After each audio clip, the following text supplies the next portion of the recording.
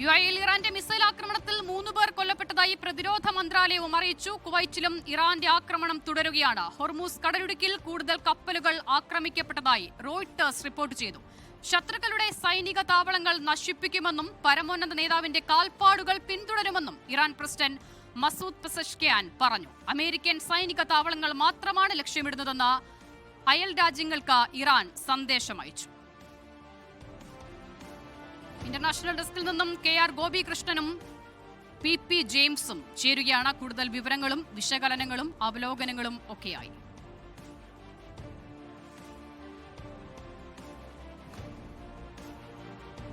ആദ്യം PP ജെയിംസിലേക്കാണ് പോകുന്നത്. James, അമേരിക്കയുടെ വിമാനവാഹിനി കപ്പൽ USS എബ്രഹാം ലിങ്കന് നേരെ ഇറാന്റെ ആക്രമണമുണ്ടായി.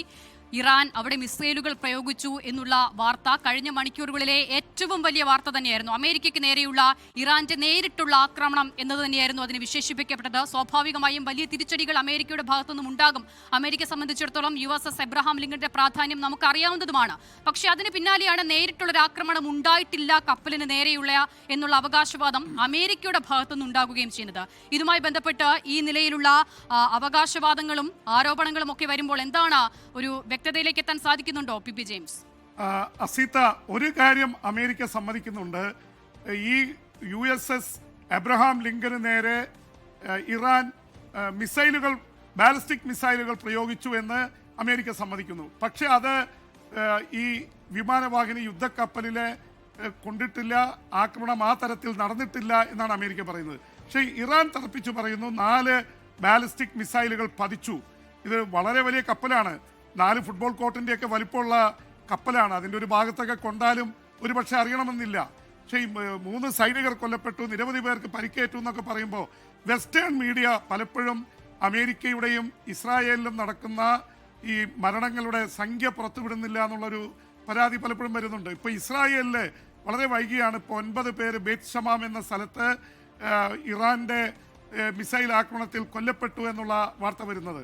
അവിടെ ഒരുപാട് നാശനഷ്ടങ്ങൾ സംഭവിച്ചിട്ടുണ്ട് എന്ന് മാത്രമല്ല, ഇസ്രായേൽ ഒരു കാര്യം പറഞ്ഞിട്ടുണ്ട്, അവിടുത്തെ ദൃശ്യങ്ങളൊന്നും പുറത്തേക്ക് വിടരുതെന്ന് കർശനമായ നിർദ്ദേശം നൽകിയിട്ടുണ്ട്. ഇറാൻ്റെ കാര്യത്തിലാണെങ്കിൽ ഇറാനിൽ നിന്ന് ഒരുപാട് ദൃശ്യങ്ങൾ പുറത്തു വരുന്നുണ്ട് താനും. എല്ലാ ദൃശ്യങ്ങളും വന്നു എന്ന് പറയുന്നില്ല. കാരണം 200 യുദ്ധവിമാനങ്ങൾ 500 സൈനിക കേന്ദ്രങ്ങളിലാണ് കയറി ഒറ്റയടിക്ക് ഇറാനിൽ ആക്രമണം നടത്തിയത്. അതിൻ്റെ മുഴുവൻ വാർത്തകളൊന്നും പുറത്തു വന്നിട്ടില്ല. അപ്പോൾ ഒരു കാര്യം വ്യക്തമാണ്, USS എബ്രഹാം ലിങ്കന് നേരെ ആക്രമണം നടന്നു. അതിനി കപ്പലിൽ കൊണ്ടോ ഇല്ലയോ എന്ന് സംബന്ധിച്ചുള്ള വിഷ്വൽ പുറത്തു വരുന്നത് വരെ നമ്മൾ കയറി അതൊരു നിഗമനത്തിൽ എത്താതിരിക്കുന്നതായിരിക്കും നല്ലത്. പ്രത്യേകിച്ച് 2 കൂട്ടരും അവകാശവാദവുമായിട്ട് നിൽക്കുകയാണ്. അതുകൊണ്ട് തന്നെ ആ തരത്തിൽ ഇതിനെ കാണേണ്ടി വരും. പിന്നെ ഇപ്പോൾ കിട്ടുന്നത് കുവൈറ്റിലെ നാവൽ ബേസിൽ, അവിടുത്തെ താവളത്തിൽ ആക്രമണം നടക്കുന്നുണ്ട് എന്നുള്ളത് വ്യക്തമാണ്. കുവൈറ്റിൽ നിന്ന് നമുക്കത് സംബന്ധിച്ചുള്ള റിപ്പോർട്ടുകൾ വരുന്നുണ്ട്. സൈറനുകൾ മുഴങ്ങുന്നു, അവരുടെ മിസൈലുകൾ വരുന്നത് തടയിടുകയും അത് തകർക്കുകയും ചെയ്യുന്നതിൻ്റെ ശബ്ദങ്ങൾ കേട്ടതായി കുവൈറ്റിൽ നിന്ന് മലയാളികളായിട്ടുള്ള ആൾക്കാരൊക്കെ റിപ്പോർട്ട് ചെയ്യുന്നുണ്ട്. പക്ഷേ അതിൽ ഇറാൻ അവകാശപ്പെട്ടിരിക്കുന്നത് അവിടെ നിരവധി അമേരിക്കൻ സൈനികരെ കുവൈറ്റിൽ വധിച്ചു എന്നാണ് അവകാശപ്പെടുന്നത്. അത് സംബന്ധിച്ച് റിപ്പോർട്ട് ഇൻവെർട്ടഡ് കോമയിലാണ് പലരും കൊടുത്തിരിക്കുന്നത്. കാരണം അങ്ങനെ വധിക്കപ്പെട്ടോ അതിൻ്റെ ഒന്നും ഡീറ്റെയിൽസ് വന്നിട്ടില്ല. ഇപ്പോൾ 3 US സൈനികർ കൊല്ലപ്പെട്ടതിൻ്റെ വാർത്ത മാത്രമാണ് വന്നിട്ടുള്ളത്. ഒപ്പം തന്നെ ഈ ഖത്തറിൽ, അതുപോലെ UAE, ബഹ്റിൻ, ഇതുപോലെയുള്ള 3-4 രാജ്യങ്ങളെ ഫോക്കസ് ചെയ്തുകൊണ്ടാണ് ഇവിടെ ആക്രമണം നടക്കുന്നത്. ബഹ്റിൻ ഫോക്കസ് ചെയ്യാൻ കാരണം 5ാം കപ്പൽപ്പടയുള്ളതുകൊണ്ട്, ഖത്തർ ഫോക്കസ് ചെയ്യാൻ കാരണം അമേരിക്കയുടെ ഈ ഗൾഫ് രാജ്യങ്ങളിലേക്കുള്ള സെൻട്രൽ കമാൻഡ് ദോഹയിലാണ്, അൽ-ഉദൈദ് എയർബേസിലാണ്. അതുകൊണ്ടാണ് അവിടെ ഫോക്കസ് ചെയ്യുന്നത്. UAEയോട് അവർക്ക് ഒരു വൈരാഗ്യമുണ്ടെന്ന് വേണം കരുതാൻ. കാരണം UAE ഇസ്രായേലുമായിട്ട് അബ്രാഹാം അക്കോർഡിൽ ഒപ്പിട്ടതാണ്. അതിൽ ഒപ്പിടരുതെന്ന് ഇറാൻ അടക്കമുള്ള രാജ്യങ്ങൾ പറഞ്ഞിരുന്നു. സൗദി അറേബ്യ അതിൽ കരാറിൽ ഒപ്പിട്ടിട്ടില്ല. അപ്പോൾ സ്വാഭാവികമായിട്ട് UAEയോട്, അല്ലാതെ തന്നെ UAEയിൽ ഏതാണ്ട് 50,000 കോടി ഡോളറിൻ്റെ ബിസിനസ്സാണ് നടക്കുന്നത്. 45 ലക്ഷം കോടി, അത്ര വലിയ ഇതാണ് അവിടുത്തെ ടൂറിസവും എണ്ണയും. എണ്ണ അബുദാബിയിലാണ്, ദുബായിലില്ല. പക്ഷേ ടൂറിസം വഴി ഇത്രയും വലിയ ബിസിനസ് നടക്കുന്ന സ്ഥലത്ത് ഇപ്പോൾ 3 പേർ കൊല്ലപ്പെട്ടിരിക്കുന്നു. നമ്മുടെ ലക്ഷക്കണക്കിന് മലയാളികളുണ്ട്. UAEയും Saudi Arabia, Qatar, Oman, Bahrain തുടങ്ങി രാജ്യങ്ങളിലൊക്കെ നമ്മുടെ ദശലക്ഷക്കണക്കിന് മലയാളികൾ ഉണ്ട്. അതുകൊണ്ട് തന്നെ നമുക്കുള്ള ഏറ്റവും വലിയ ഒരു ആകാംക്ഷയും ആശങ്കയും അതാണ്. പക്ഷെ ഇപ്പോഴത്തെ ഒരു അവസ്ഥയിൽ ഇറാൻ വ്യക്തമാക്കിയിരിക്കുന്നത് ജനവാസ കേന്ദ്രങ്ങളെ ഞങ്ങൾ ലക്ഷ്യം വെക്കുന്നില്ല, US ബേസ് മാത്രമാണ് ലക്ഷ്യം വെക്കുന്നതെന്ന് പറയുന്നു. പക്ഷെ ഒരു തരത്തിൽ ടെററൈസ് ചെയ്യാൻ ശ്രമിക്കുന്നു എന്നുള്ളതുകൊണ്ട് അതുകൊണ്ടാണ് സൗദി അറേബ്യ പരസ്യമായി ഇറാനെതിരെ രംഗത്ത് വന്നിരിക്കുന്നത്.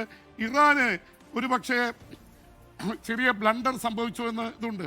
ഇറാന് അനുകൂലമായി ഈ രാജ്യങ്ങളിലൊക്കെ ജനതയുടെ ഒരു പിന്തുണയുണ്ടായിരുന്നു. ഒരുപക്ഷെ ഭരണാധികാരികൾ പലരും അമേരിക്കയുമായി ബന്ധമുള്ളവരാണെങ്കിൽ പോലും ആ ജനതയുടെ പിന്തുണയാണ് ഒരുപക്ഷെ ഇറാൻ കയറി ഈ രാജ്യങ്ങളിലൊക്കെ ആക്രമണം നടത്തിയപ്പോൾ ഇറാന് അനുകൂലമുണ്ടായിരുന്ന ഒരു വികാരം ഇറാനിലുണ്ട്. പക്ഷെ ഇറാന് പുറത്തേക്ക് ആ വികാരം, കാരണം അവിടുത്തെ ജനത ആക്രമിക്കപ്പെടുന്നു എന്നുള്ളതാണ്. അതുകൊണ്ട് ഇറാന് ഒരു എന്താ പറയുക, ഒരു പോളിസിപരമായിട്ട് അവർക്കൊരു ബ്ലണ്ടർ സംഭവിച്ചിരിക്കുന്നു എന്ന വിലയിരുത്തലുണ്ട്. എന്തായാലും അവർ പറയുന്നത് ഞങ്ങളുടെ പരമോന്നത നേതാവിനെ വധിച്ചു. പരമോന്നത നേതാവ് മാത്രമല്ല, അദ്ദേഹത്തിൻ്റെ top adviser, chief of staff Musavi അടക്കം ഏതാണ്ട് 40ഓളം പേർ കൊല്ലപ്പെട്ടുവെന്നാണ്. അദ്ദേഹത്തിൻ്റെ മകള്, മരുമകൻ, ചെറുമകനൊക്കെ അടക്കം. എന്ന് വെച്ചാൽ ഒരുപക്ഷെ അമേരിക്കയ്ക്കും ഇസ്രായേലിനും ഏറ്റവും വലിയ വിജയം പരമോന്നത നേതാവിനെ അവർ കൊലപ്പെടുത്തും, പിടിച്ചുകൊണ്ടുപോകുമെന്ന് പറഞ്ഞിട്ട് അവർക്ക് ഒളിക്കാൻ കഴിഞ്ഞില്ല. ആ ഓഫീസിൽ തന്നെ ഉണ്ടായിരുന്നു. ആ കൊട്ടാരം മൊത്തം ബോംബ് ചെയ്ത് തകർത്തു. സ്വാഭാവികമായിട്ടും ഒരു ആദ്യ സ്ട്രൈക്കിൽ അമേരിക്കയും ഇസ്രായേലും വിജയം നേടി. പക്ഷെ ഇപ്പോൾ ഇറാൻ്റെ ടേണാണ്. ഇറാൻ ഇസ്രായേലിൽ, മറ്റ് ഗൾഫ് രാജ്യങ്ങളിൽ അമേരിക്കയുടെ USS എബ്രഹാം ലിങ്കന് നേരെ അത്രയും ധൈര്യത്തോടെ ചെയ്യുന്നു. അപ്പോൾ ഒരു ജനതയുടെ പശ്ചിമ ഏഷ്യയിൽ ഇറാൻ ഒരു ഹീറോയിക് പരിവേഷത്തിൽ വരികയാണ്. പലപ്പോഴും തോൽക്കുന്നവൻ്റെ ഫൈറ്റിംഗ് സ്പിരിറ്റിനെ പലപ്പോഴും വലിയൊരു ഹീറോ വർഷിപ്പോട് കൂടി കാണാറുണ്ട്. ഒരുപക്ഷെ ഗൾഫ് മേഖലയിൽ മറ്റു രാജ്യങ്ങളെ, അറേബ്യ രാജ്യങ്ങളെ കയറി ആക്രമിച്ചില്ലായിരുന്നുവെങ്കിൽ ആ തരത്തിലൊരു ഹീറോയിസം ഇറാൻ അവകാശപ്പെടാൻ കഴിയുമായിരുന്നു. അത് ഏതാണ്ട് നഷ്ടപ്പെടുത്തിയെന്നാണ് ഗോപീഷൻ എനിക്ക് തോന്നുന്നത്. ലോകത്തെവിടെയായാലും ഏത് സമയത്തും 24 വാർത്തകളും ഓഗ്മെന്റഡ് റിയാലിറ്റി പാക്കേജുകളും എക്സ്പ്ലെയിനറുകളും വിശദമായി കാണാൻ ഞങ്ങളുടെ YouTube ചാനൽ നിങ്ങൾക്ക് സബ്സ്ക്രൈബ് ചെയ്യാം.